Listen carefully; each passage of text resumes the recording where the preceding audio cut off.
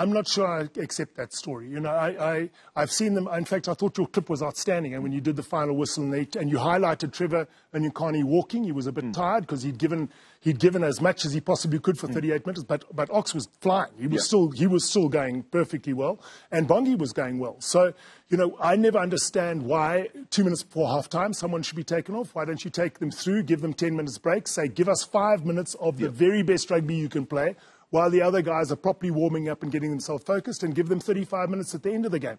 But they've got their reasons. I'm not sure what they are. I think you did say they talk about emptying the tank. Yeah. But who decides that all three empty the tank at the same time? That can't be. I mean, not every single player is as fit as the guy next to him. So if you take all three off, there might be two of them perfectly prepared to go on for another, and maybe only one needs to be. So I think my view is it worked because we basically gave them 50% of the game and told both teams to go. The other thing, of course, if you look at the player profile of Trevor, Ox, and Bongi, they're all the same size. Yeah. So technically that could also help. You know, I'm not the scrum guru, but I'm just thinking as a coach, you know, and if you look at Malcolm, Marks, and Vincent, same size. So that could be a little bit of an indifference as well. And I think to your point, Nick, as well, if the fitness level is a little bit different, maybe the second three are more capable to play 45 minutes, maybe even if they start from 35. The bottom line is the 6 front row that we used stayed our strength. Yeah, 100%. So if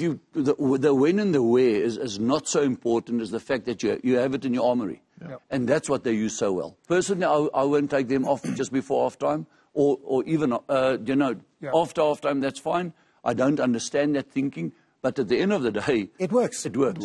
And what works for you is what counts. Exactly. Now there have been a few questions from the public about why we started with this group and not the group who came on in the second. Why didn't they start with Marks and Kitsi, and why did we start with one? Now I've got it on from first hand that they had scrum sessions in Bloemfontein before the COVID things hit, when they were preparing for the Lions series, and full live scrums which Jaco Paper was refereeing, and he said it was quite extraordinary. Trevor Nyakane and Bongi and Ox gave Malherbe, Kitsoff, and Marks a very, very unpleasant time. Time and again at scrumming practices, they dominated. And there is a difference of 10 centimetres in height.